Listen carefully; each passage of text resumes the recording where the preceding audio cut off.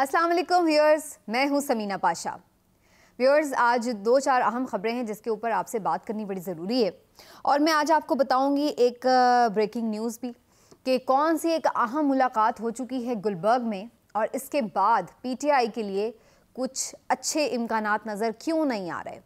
ये भी आपसे जिक्र करेंगे कि इमरान खान साहब असम्बलियों की तहलील में जो ताख़ीर कर रहे हैं उसकी वजह से उन्हें किस नुकसान का ख़दशा है, क्या हो सकता है मज़ीद, और इस टाइम तक भी वो क्या कुछ खो चुके हैं जब तक कि उन्होंने ये ताख़ीर की है। अगरचे उसकी कुछ अपनी एक लॉजिकल रीज़न्स हैं, लेकिन क्या उससे कोई नुकसानात नहीं हुए या नहीं, उसके ऊपर भी बात होगी। और कुछ इमरान खान साहब ने जो एक इंटरव्यू दिया है जमील फ़ारूकी साहब को, उसके हवाले से भी कुछ अहम इम्पॉर्टेंट चीज़ें हैं, उसके ऊपर भी डिस्कशन करेंगे। और साथ ही साथ मैं आपको ये भी बताऊँगी कि आज इंसानी हुकूक़ का आलमी दिन है, तो ऐसे में पाकिस्तान में इंसानी हुकूक़ की क्या सूरत हाल है। चलिए जी, सबसे पहले ज़रा पॉलिटिकल ब्रेकिंग न्यूज़ से स्टार्ट करते हैं। बात यह है जनाब कि गुलबर्ग में, जैसा कि आप सब लोग जानते हैं कि चौधरी ज़हूर इलाही रोड पर क़याम गाह है चौधरी बरादरान की, और वहाँ पर एक अहम मुलाकात हो चुकी है। ये अहम मुलाकात हुई है चौधरी बरादरान के साथ अहम शख्सियात की, जिसमें करीने क़यास यही है कि हुकूमती शख्सियात शामिल हैं और यहाँ पर उनसे जो मुस्तक़बिल के मामलात हैं उनके हवाले से कुछ डीलिंग वीलिंग तय की गई है और उसके कुछ बुनियादी जो चीज़ें हैं उनको डिस्कस कर लिया गया है।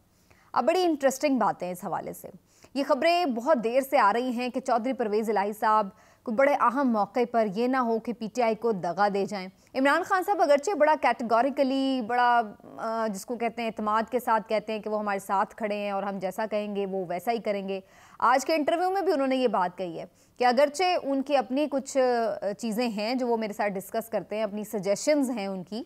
असम्बली की तहलील के हवाले से, लेकिन ऐसा नहीं है कि अगर हम कह रहे होंगे, हम फैसला कर चुके होंगे तो वो इसमें कोई रखना डाल देंगे, करेंगे वो वैसे ही जो हम फैसला करेंगे। तो इमरान खान साहब तो अपनी जगह पुरएतमाद हैं, लेकिन क्या वाकई चौधरी परवेज़ इलाही इस एतमाद पर पूरा उतरेंगे या नहीं, ये एक बड़ा सवाल है बहरहाल। क्योंकि वो एक शेर मुझे याद आ रहा गालिब का कि काबा मेरे आगे है तो कलीसा मेरे पीछे वाला ही सूरत हाल है, कि अगर वो एक जानिब उन्हें पीटीआई से कुछ मफादात नज़र आते हैं तो दूसरी जानिब मुसलसल पीडीएम भी उन्हें दाना डाल रही है, बार बार उन्हें पुरकशिश ऑफर्स की जा रही हैं। परवेज़ इलाही साहब को बज़ाहिर ये नज़र आ रहा है कि अगर अब वो असम्बली तहलील कर देते हैं तो अगली दफ़ा पीटीआई जो कि एक कह सकते हैं आपके सर्वेस के मुताबिक भी और जो एक जनरल ओपिनियन है उसके मुताबिक भी नज़र यही आ रहा है कि दोबारा पंजाब में हुकूमत बनाने की बड़ी अहम पोजीशन में होगी और आसानी से शायद हुकूमत बना ले। तो ऐसी सूरत में उन्हें शायद किसी इत्तेहादी की ज़रूरत भी ना आए, और अगर उन्हें किसी इत्तेहादी की ज़रूरत पेश ना आए तो ऐसी सूरत में क्या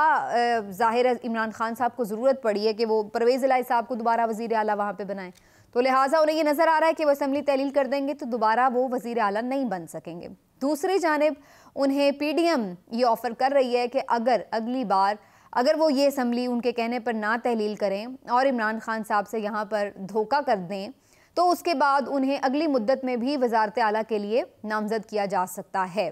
पीडीएम की जानिब से। ये बड़ी एक इंटरेस्टिंग ऑफ़र भी है, लेकिन ये एक बड़ी अजीब सी ऑफ़र भी है अगर कोई परवेज़ इलाही साहब इसको जो है वो एक्सेप्ट करते हैं। उसकी वजह ये है कि भाई ये तो मान लिया कि वो पीडीएम आपको वज़ीर आला के तौर पर नामज़द कर देगी, लेकिन इस बात की क्या गारंटी है कि पीडीएम आपको वज़ीर आला बनवा सकेगी? क्योंकि अगर ट्रेंड्स जैसे अभी नज़र आ रहे हैं यही चले तो फिर तो पीटीआई ही बज़ाहिर अक्सरियत में आएगी वापस पंजाब में। तो ऐसी सूरत में जब उनके पास वोट ही नहीं होंगे तो अगर वो आपको वज़ीर आला बनाने के लिए नामज़द कर भी देंगे तो वो वज़ीर आला आप कैसे बनेंगे उनके वोटों से? और दूसरी बात ये कि अगर आप इस मौके पर इमरान खान से इस तरीके की धोखाधही कोई करेंगे तो क्या आप इस बात के लिए श्योर हैं कि आपकी अपनी सीट, आपकी जो जमात की सीटें हैं वो भी सिक्योर होंगी या नहीं? क्योंकि जो अभी हमने ज़िमनी इंतखाब में सूरत हाल देखी कि जिन लोगों ने धोखाधही की, लोटे बने, उनके साथ तो अवाम ने बहुत बुरा सलूक किया। वो तो बेचारे कैंपेन तक नहीं कर सके, और जब फिर वोटिंग हुई तो उनको तो मुस्तरद कर दिया अवाम ने। तो अगर आप भी ऐसी ही कोई सूरत हाल करेंगे और ऐसे क्रूशल मौके पर इमरान खान को धोखा देंगे तो क्या आप अवाम के गमो गुस्से का शिकार नहीं होंगे? और या फिर आप ये कह लें कि जनाब आपको कोई ऐसी गारंटी है कि जनाब आप अवाम के बगैर ही वज़ीर आला बन जाएंगे। अगर ऐसी कोई गारंटी है तो फिर तो हो सकता है ऐसा, पाकिस्तान में तो कुछ भी हो सकता है, लेकिन बहरहाल जो बज़ाहिर अवामी सूरत हाल और सर्वेस के नताइज हैं उसके मुताबिक तो ये होता नज़र नहीं आ रहा। लेकिन सवाल अब ये है कि अगर ऐसा नहीं हो रहा तो फिर परवेज़ इलाही साहब ये मेल मुलाकातें या क्यों कर रहे हैं, और इसका एक इंडिकेशन हमें एक चीज़ से और भी मिल रही है, बल्कि यूँ कह लें कि दो चीज़ों से मिल रही है। एक तो चौधरी सालिक हुसैन ने जो नवाज शरीफ साहब से लंदन में मुलाकात की है, उन्होंने भी कहा कि चौधरी परवेज़ इलाही साहब तो हमारे साथ ही आएंगे, तो वो भी बड़े कॉन्फिडेंट हैं इस हवाले से। उन्होंने भी ये बाकायदा एक किस्म की एक कहते हैं ना कि ब्रेकिंग न्यूज़ दी कि जी परवेज़ इलाही साहब ज़ाहिर उधर हैं लेकिन वो हैं हमारे साथ ही। और इसके अलावा जो आप ये देख लें कि परवेज़ इलाही साहब भी पब्लिक गैदरिंग्स में, सेरेमनीज़ में, डिफरेंट सेमिनार्स में, टॉक शोज़ में जो बात कर रहे हैं तो उसमें वो ये कह रहे हैं कि मार्च तक असम्बलियाँ यहीं पर ही हैं। तो ये जो बातें हैं ये बता रही हैं कि कहीं ना कहीं पीछे कोई ना कोई चीज़ें और भी अंडर डिस्कशन हैं, और चौधरी साहब अपने माइंड में इतने भी क्लियरिटी से नहीं बैठे हुए कि इधर खान ने कहा और उधर वो असम्बली तोड़ दें। ये हो सकता है कि वो कोई गेम ना कर दें खान साहब के साथ। और तीसरी जो इम्पॉर्टेंट बात यह है कि वो राना सनाउल्लाह साहब का एक बदला हुआ लहजा और बयान अगर आप गौर से देखें तो राना सनाउल्लाह साहब तो बहुत ज़्यादा मुज़ाकरात के हवाले से हो या चौधरीज़ के हवाले से हो या ओवरऑल ही बड़ा उनका तनकीदी एक लबो लहजा रहा है। लेकिन आज जो उन्होंने टॉक की उसमें उन्होंने सदर साहब की भी तारीफ़ कर डाली कि जी वो एक अहम किरदार अदा कर रहे हैं टॉक्स में, और फिर वो ऐसा बज़ाहिर लग रहा था कि परवेज़ इलाही साहब के लिए भी सॉफ्ट कॉर्नर रखते हैं। बल्कि उन्होंने यहाँ तक कह दिया कि परवेज़ इलाही साहब अगले टेन्योर में भी वज़ीर आला के उम्मीदवार हो सकते हैं। इतनी बड़ी बात भी उन्होंने कह दी। तो ये जो चीज़ें हैं ये इंडिकेट करती हैं कि पीछे भी कुछ ना कुछ बसे पर्दा चल रहा है, कोई गेम है, खिचड़ी अभी भी पक रही है। और इससे ये बज़ाहिर नज़र आ रहा है कि जो आज की यहाँ मुलाकात हुई है गुलबर्ग में, उसमें हो सकता है कि मज़ीद इस हवाले से कोई यकीन दहानियाँ कराई गई हैं जिसकी वजह से हमें ये तमाम जो डेवलपमेंट्स हैं ये रेलेवेंट होती नज़र आ रही हैं। बाकी खान साहब का जो कॉन्फिडेंस है वो अपनी जगह है, वो ये कह रहे हैं कि जी परवेज़ इलाही साहब को, अब मुझे ये बज़ाहिर नज़र आ रहा है कि अगर खान साहब को बिलफर्ज अगर हम एक लम्हे के लिए मान भी लें कि ये ख़दशा हो भी कि परवेज़ इलाही साहब कोई गेम कर सकते हैं, तो ज़ाहिर है कि अभी इस मौके पे वो खुद ऐसी बात करके उनको ये जवाब तो नहीं फराहम करेंगे कि वो भी अगर ऐसे कहना शुरू कर दें कि जी मुझे उन पर एतबार नहीं है, तो फिर तो परवेज़ इलाही साहब को बहाना भी मिल जाएगा कि देखें जी इन्होंने खुद ही मुझे कह दिया तो अब मैं क्या इनके साथ चलूँ, मैं सब कुछ छोड़ के इनके साथ आया और ये जो हैं वो इस तरह से मुझे कह रहे हैं, मेरे पे शक कर रहे हैं। तो इसलिए अच्छा है कि खान साहब मोहतात ही इस बारे में स्टेटमेंट दे रहे हैं और वो कोई ऐसी लूज़ बॉल नहीं देना चाह रहे जिस पे परवेज़ इलाही साहब को मौका मिल जाए कि वो विकेट छोड़ के भाग जाए, दूसरी तरफ टीम में शामिल हो जाए। लेकिन बज़ाहिर ऐसा दिखाई दे रहा है कि कुछ चीज़ें जो इमरान खान साहब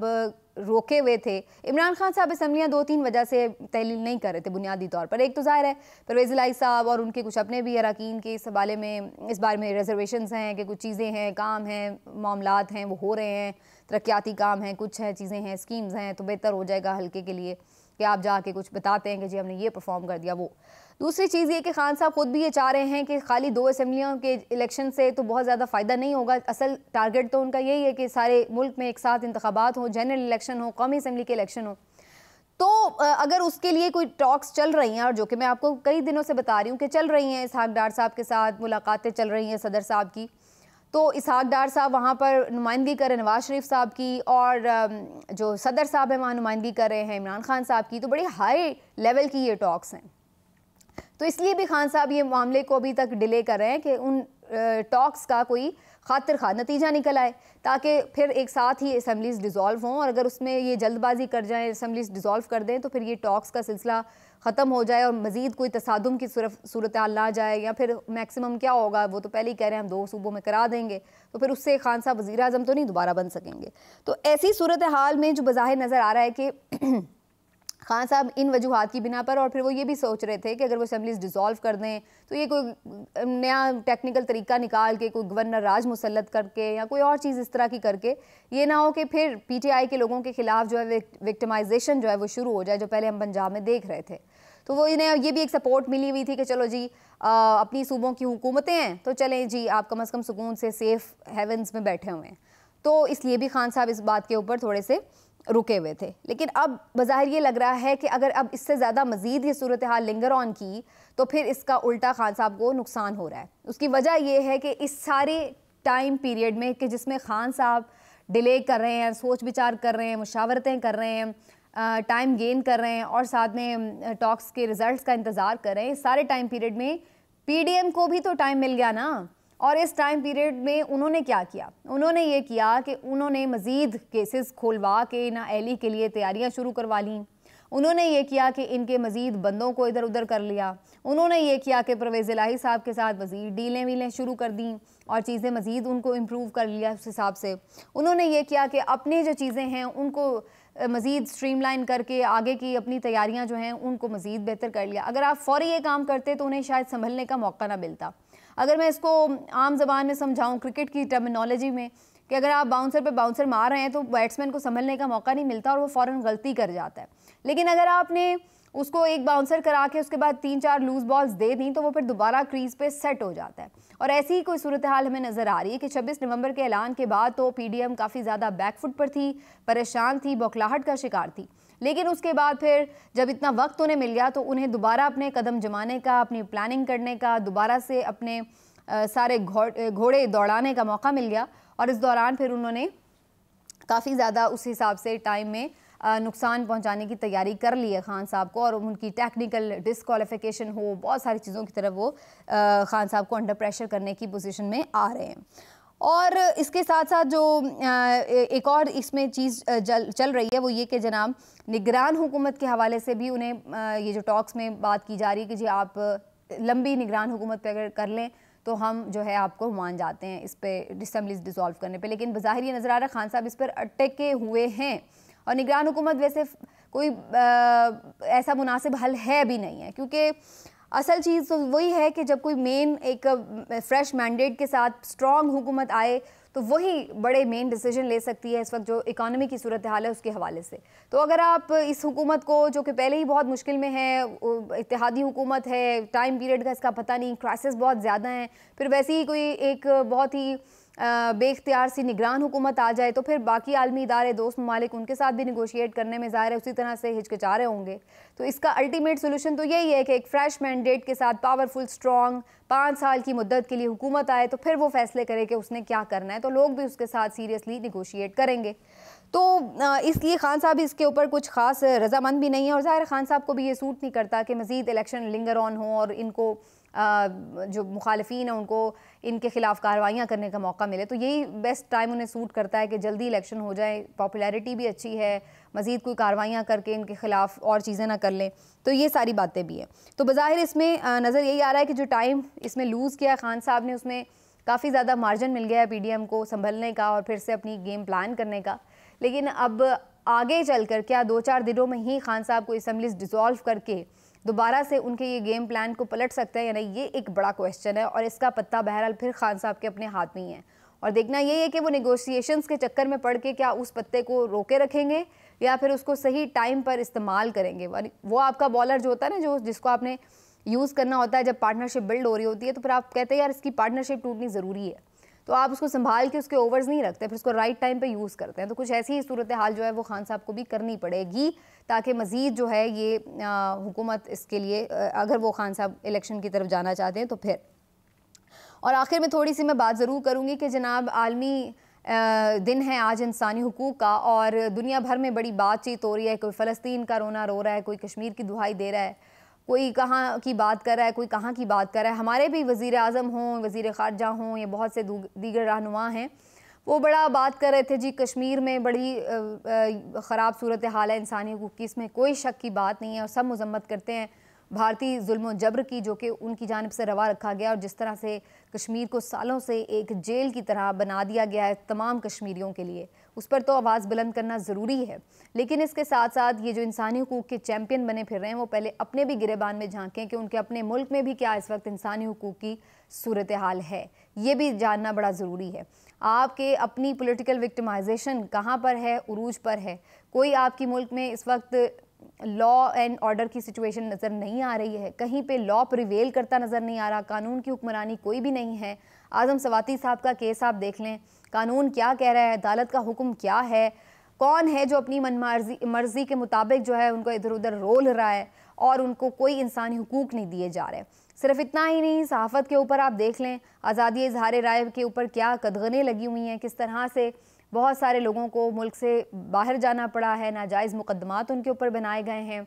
तो जब ये सारी आप चीज़ें देखेंगे तो फिर आपको अंदाज़ा होगा कि आपने अपने मुल्क में भी क्या सूरत हाल बपा कर रखी है। लोग अपने जुल्म के खिलाफ FIR तक नहीं कटवा सक रहे हैं। कोई बात कर रहा है सोशल मीडिया एक्टिविस्ट तो उनको उठा लिया जाता है, उनको थ्रेट किए जा रहे हैं। तो इस तरह की सूरत हाल में जब बड़ी बड़ी बातें की जा रही हैं तो यकीनी तौर पर अपने गिरबान में भी इस मौके पर झांकने की ज़रूरत है। आज के व्लॉग से नाज़रीन इतना ही, फिर मिलेंगे, अपना ख्याल रखिए, अल्लाह हाफ़िज़।